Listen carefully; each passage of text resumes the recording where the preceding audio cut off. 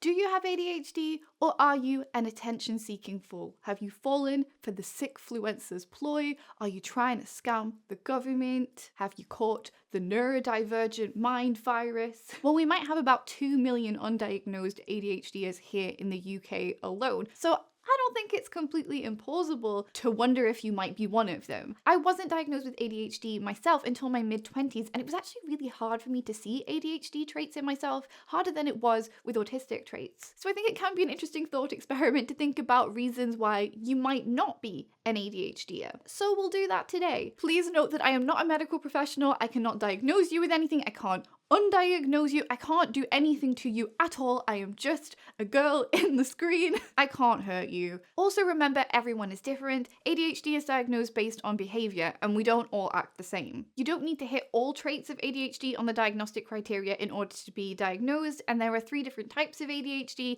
inattentive, hyperactive, and combined type, which I'm diagnosed with. But also remember, these traits don't exist in a vacuum. If you relate to just 1 or 2 of them, then that's great. You can empathize with part of the ADHD experience. However, if you find yourself relating to a lot of them, then you might want to check out the ADHD diagnostic criteria. I'll leave it linked in the description below. And this video is obviously not intended to invalidate anybody. In fact, I hope it might do the opposite. Number 1, you might not be an ADHDer if you don't mind waiting for stuff, and if you can do so patiently. Say you get to the train station and you look at the screens and it says 20 minutes delayed, because of course it says 20 minutes delayed. Do you think, A, oh, that's mildly annoying, but it's fine, I'll sit here calmly, have a little scroll on my phone, the train will be here in no time, you know? Or B, your heart sinks in despair, you watch those 20 minutes stretch out endlessly before you, and you know you're going to experience every second of it. You wait about 1 minute and then you just can't bear it anymore. You leave the platform, you walk to the other side of the station to find a shop so you can get yourself a snack that you're not even hungry for, although maybe you are hungry for it because you probably forgot to eat breakfast. But you get a snack, you know, just to feel something, just to feel alive, just so your brain has something to sink its teeth into. For me, I would rather risk it all. I would rather risk missing that delayed train altogether. I would rather risk having to wait for a whole new train than just stand there for that 20 minutes with nothing to do. Maybe you'll end up in a never-ending cycle. Maybe you'll never leave the train station again. And then you'll end up with an autism diagnosis too. So if you're considering whether you might be an ADHD, ask yourself, ask the people around you, would you describe me as a patient person? If the answer is yes, then you might not be an ADHDer, but if you need to desperately fill any time, desperately prevent boredom at all costs, then you might be an ADHDer. Number 2, you might not be an ADHDer if you understand how time works and not in a brief history of time sort of way, although it may as well be just as complicated for me. I mean in more of a being on time has always been relatively easy for you, and most of the time you can make a pretty good guess about what the time actually is, and you can make pretty good estimates at how long particular tasks are going to take you. It feels like many of the neurotypical people in my life have this kind of background awareness of times passing that I just cannot imagine possessing unless I just sat there and stared at the clock all day and did nothing else, which, sounds a little bit too much like waiting. And you might hear this and think, well, just get a watch. But the thing is, you have to remember to look at the watch, and you also have to remember to put it on in the morning. When I worked at Lush, I frequently ended up working extra time, accidental extra time, because I forgot to glance at my own wrist. But there were other things going on. Why would I be thinking about my own wrist, Stuff is happening out there, not there. So if your time perception is pretty good, if you're anything like my husband, I asked him, how do you know when an hour has passed? And he says, it just feels like an hour. And I said, well, what about that saying? Time flies when you're having fun. And he said, you know what he said? He said, I factor that in. What does that mean? To me, time morphs and changes and I don't know. How does one factor in time flying because of having fun? Isn't the whole point that you lose track of time because you're having so much fun? No, not for everybody. Some people never seem to lose track of time. Maybe that's on the other extreme. Before I move on to the next point, I want to tell you about a tool that you can download for free that could be super helpful for you if you are an ADHD or otherwise neurodivergent, because this video is sponsored by X-Tiles and they've had a really exciting new update. So I have tried to use a paper planner numerous times before. I stick with it for about a week before I forget that it exists, lose it, or just decide that my handwriting is too ugly and I don't want to look at it anymore, get it out of my face. I was not made for things like bullet journaling by hand, but X-Tiles has everything I love about paper planners in digital form. So let me show you how you can use X-Tiles to organize your life. So your X-Tiles planner is organized into yearly, monthly, weekly,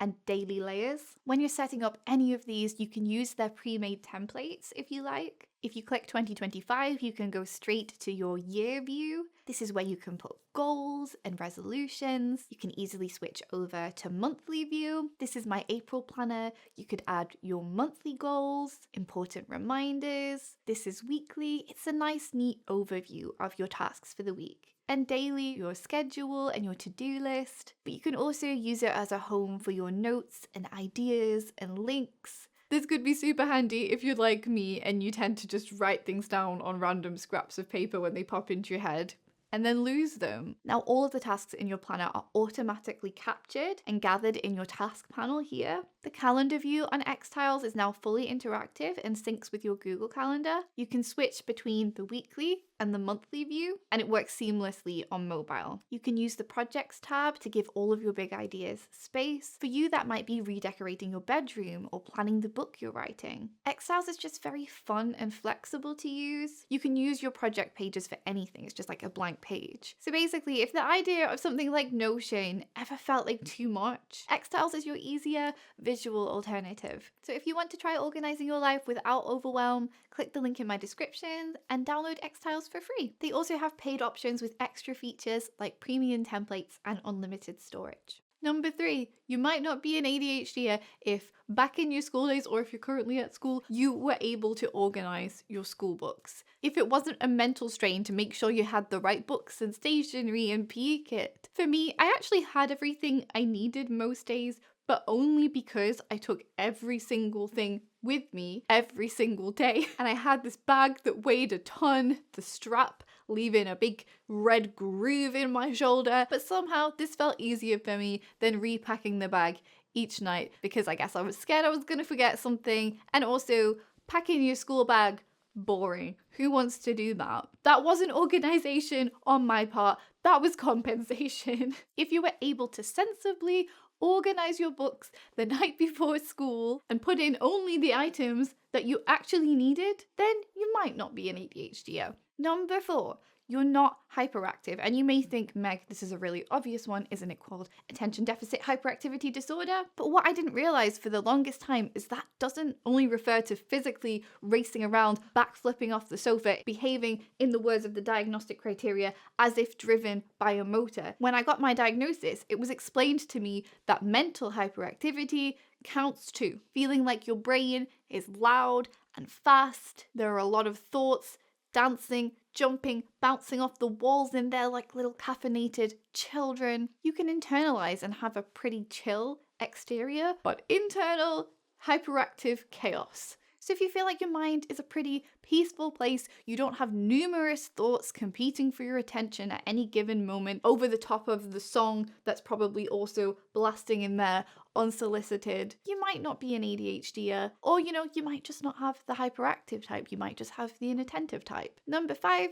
you might not be an ADHDer if you don't interrupt people. If I'm in a setting where I'm comfortable with people, I will try and finish their sentences. Sometimes I'm right, very, very often I'm wrong, and they have to correct me because I cannot, in fact, read their minds. ADHD is not a superpower, but it's like my brain is trying to skip ahead, fill in the blanks, get to the point. This is a quote from my diagnostic report. Megan has always found herself interrupting, talking over, and preempting the speech of other people. In the session, this occurred multiple times, whereby Megan would try to predict what I was going to say to complete the sentence. Didn't comment on my accuracy. But I'm also shy, so there are many situations where I personally wouldn't do this, at least not out loud. Instead of interrupting, you might just find yourself zoning out, being distracted by your own thoughts. There's like a specific glassy-eyed look my ADHD friends get sometimes when I'm talking, and I know when that happens, it's game over. They're not taking anything in. Number 6, you might not be an ADHDer if you like/don't mind being sat down, especially for long periods of time. I feel like most ADHDers in my life do not like to do sitting down what could be done standing up, and maybe even pacing around. For example, why have a relaxing lunch at the dinner table when you could take your sandwich on a tour of the whole house? Unless they're doing something super engaging, like playing a video game, many of the ADHDers I know will use any excuse to be up on their feet again. Personally, I don't think I really mind a good sit down, you know. However, I'm not very good at just watching TV shows and movies. I have to be doing something else at the same time. Usually that's eating a snack or painting my nails. I don't know, I have to find something else to do to keep myself occupied. Otherwise, it isn't relaxing for me and I just get restless and want to just turn the TV off and go and do something else. I typically only watch YouTube videos when I'm either doing my makeup or doing some sort of chore with my wireless headphones on. If I had to just sit in a chair and watch stuff all day, I think I would feel super frustrated, even if it was stuff that I really, really like and find super engaging. It's just not enough. Number 7, you might not be an ADHD if you're not easily distracted, either by stuff that's going on around you, could be sensory stuff, but also by your own thoughts. I'll very frequently be interrupted by my own thoughts when I'm trying to work on something. My brain will make a great suggestion that I go and do something else, and usually I will end up acting on that thought. ADHDers are typically not very good at sequential tasks, so tasks that must be done in a specific order, such as cooking a meal. One of the first things that made me realize, like, oh, you actually do meet the ADHD diagnostic criteria was when I saw this TikTok that was like, POV, you're cleaning with ADHD. And it was like, you get up and you go into the kitchen and you see that the kitchen is filthy. It's kind of overwhelming. You don't know where to start. You reach for a mug, you pick up the mug, you take it to the dishwasher, you open the dishwasher, and you realize everything in there is clean. Oh, yay, great, I remember to put it on, but now I've got to empty the dishwasher. So you start emptying the dishwasher, you take out a clean mug, and then you're like, oh, actually, I might like a cup of tea. I'll just make it right now. I'll just use this mug. So then you go and you boil the kettle, and then you look across the room and you notice that you didn't empty the washing in the washing machine. Washing machines tend to be in the kitchen in the UK. And you've already washed that load of laundry twice. That's in there, but you're gonna have to do it again, otherwise it's gonna smell. So you go and open the cupboard to get the powder, to put in the powder, but then you notice that the cupboard under the sink is a complete mess. And you're like, okay, if I seriously want to get this kitchen cleaned up today, I really need to sort out this cupboard. I've been putting it off for too long. So then you start taking everything out of the cupboard and you've completely forgotten about the kettle that's boiling. So your tea never actually gets made and you just remain thirsty for the next 4 hours, and there's still dirty dishes all over the counter, and now you've started this huge job and you'll probably get tired and overwhelmed midway through trying to clean out that cupboard, or you'll run out of time because not good time perception, time blindness, your kitchen's looking worse than it ever has done. It can just feel like things like cleaning cannot be achieved in a straight line. Like every out of place object and every task that needs to be done is fighting for your attention. They're all standing there like, me, pick me. And you try and pick them all at the same time. And it's very hard to get anything done. And I don't understand how people do it. So if you can clean your house without side quests, and side quests that sometimes end up becoming bigger than the original main quest, you can clean your house without getting any grand ideas for massive projects that must be done urgently, then you might not be an ADHDer. Number 8, you would never dream of touching another person's stuff without permission. So one of the first times I went out with one of my ADHD friends, we went to a coffee shop and I'd had some sort of foamy drink. I'd finished it, or I'd like nearly finished it. I'm not sure I actually had finished it. She just leans over and starts scooping up the foam with her finger and lapping up this foam from my drink. I really didn't have any idea what ADHD was at the time, so it was a little bit like unexpected, But I just rolled with it like the people pleaser I am. ADHDers are also sometimes known for making themselves comfortable in someone else's house, maybe taking it upon themselves to turn on the TV or washing your dishes for you unprompted. They won't wash their own, but they'll wash yours. Now, as I say, I'm shy. I wouldn't dare do anything like this if I wasn't super comfortable with someone. What if I put the dishes back in the wrong place on the drying rack? And where's the dish soap? I'm not going to open someone's kitchen cupboards without permission. What if they see me rummaging around under their sink and think I'm trying to steal their bin bags? Rather save myself the social embarrassment and just not be helpful at all, which is probably also not great socially. I do really admire the helpful ADHDers out there. You make great guests, you do. Of course, non-ADHDers can be helpful too in someone else's house, but I guess with ADHD, it comes from more of a place of seeking stimulation, of needing to be doing something, anything, even if that thing happens to be washing your dishes, and maybe a little bit of impulsivity too. Number 9, this is a bit of a sad one. You might not be an ADHDer if you have good self-esteem or just, kind of neutral self-esteem, not low self-esteem. Many studies have found lower self-esteem in ADHDers when compared to controls. And ADHDers tend to receive frequent negative feedback from the people around them. In school alone, a child with ADHD could receive 20,000 corrective or negative comments by the time he or she is age 10. We're told we've done or said the wrong thing, we've stuck our finger in someone else's foam again. According to this study, ADHD adults are frequently criticized for being disorganized, poor time management skills, impulsivity, lack of self-control, forgetfulness, focus, and